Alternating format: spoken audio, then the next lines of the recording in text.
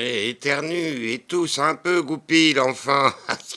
Oh, bah mon âge, j'ai pas envie de tuer le malade, moi. J'ai pas envie. Oh, ma Goupil, c'est pour le tournage. Tu peux faire un effort quand même, non? Oh, non, non, non, mon gars, tu sais, hein. Allez, oh, c'est pas de jeu. Je suis mal de la mauvaise volonté. Ah, bah moi, je dois jouer le docteur Top, mon art. Tu crois pas qu'il faudrait que je mette des petites lunettes? Ça ferait plus sérieux. Oh, bah écoute, Emeline, on n'en sort plus. Bah si. Allez, oh, Goupil, fais un effort, essaye de tousser, et puis d'éternuer. Oh là là, là, que je t'ausculte. Oh, Atchou, atchou, atchou. Bah voilà. Tu vois quand tu veux. Tu arrives, mon Goupil, qu'un bon acteur, hein. Aujourd'hui, les copains, mon renard, il va lire un petit livre que j'aime particulièrement, qui s'appelle Petit Goupil est malade. Oui, c'était à lui quand il était petit. Je m'installe et c'est parti. Tout le monde est prêt? Tout le monde est prêt. Donc Petit Goupil est malade. Une collection La Ronde des animaux. Un texte de Janine Ancelet.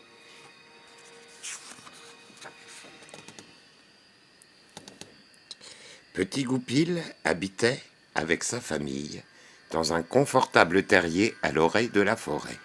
Tout près s'étendait un grand champ où il aimait folâtrer.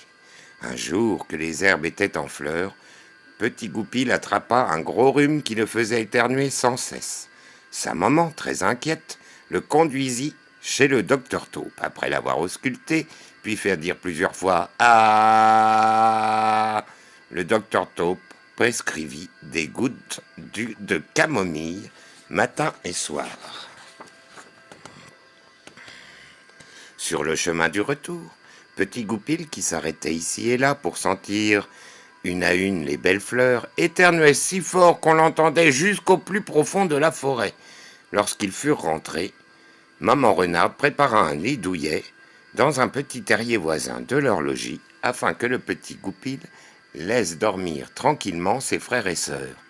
Petit Goupil n'était pas content du tout à l'idée de dormir seul. Il préférait serrer sa douce fourrure contre celle des autres renardeaux. Bah oui, il a l'air d'être un peu puni, mon renard, hein.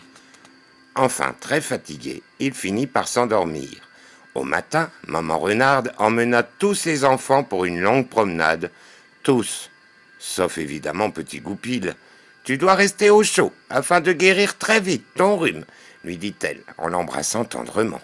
Le pauvre éprouva une si grosse déception qu'il ne voulut pas dire au revoir à sa maman.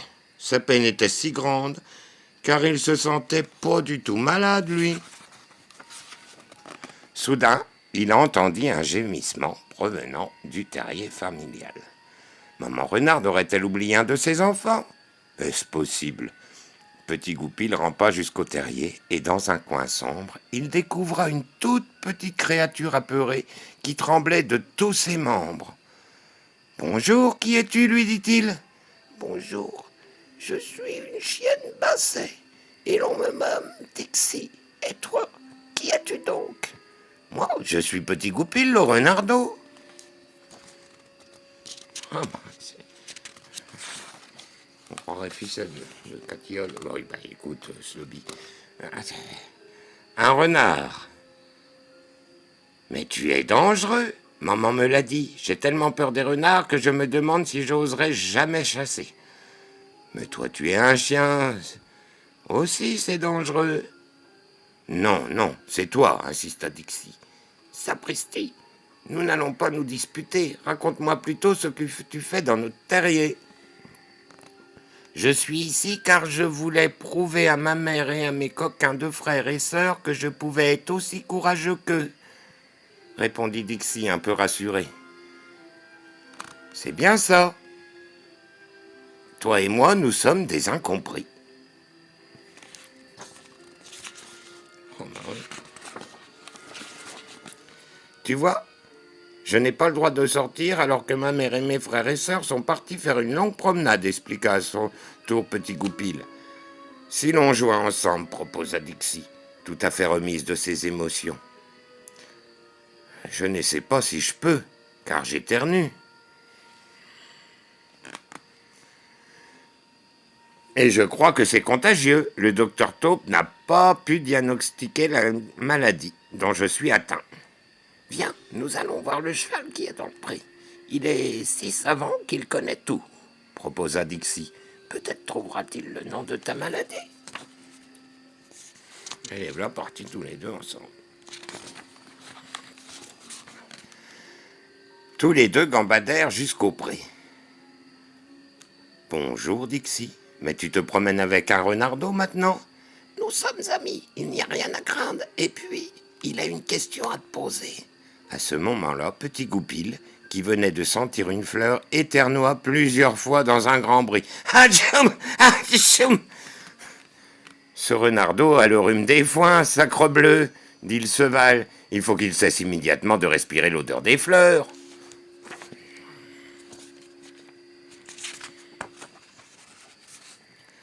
Hurrah! C'était justement ce que voulait te demander. Alors, Petit Goupil n'est pas vraiment malade? Non, bien sûr, il ne faut plus qu'il respire les fleurs, voilà tout, conseilla le cheval. Quel dommage! Mais je pourrais sortir jouer avec les autres, en compensation. Allons vite prévenir maman! Et hop! En fait, tu vois, mon petit Goupil. Oh, bah, je savais bien, moi. Je savais bien que ce n'était pas une très grave maladie. De toute façon, moi, je m'en fiche. J'aime les champignons, j'aime les raisins, j'aime les cerises. Moi, les fleurs, je m'en fiche un peu. Ah ben, t'as tort, mon Goupil. Tu as très tort, parce que c'est très joli, les fleurs. Moi, j'aime bien.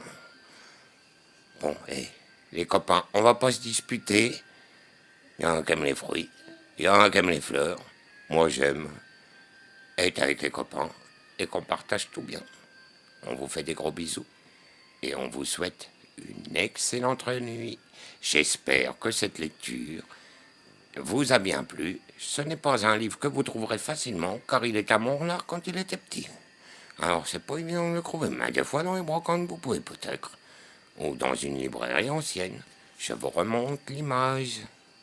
Ce Petit Goupil est malade. Voilà. À lire aux enfants, aux petits-enfants et aux grands enfants, même aux vieux enfants. Allez, bisous, bisous les amis. Ciao, ciao.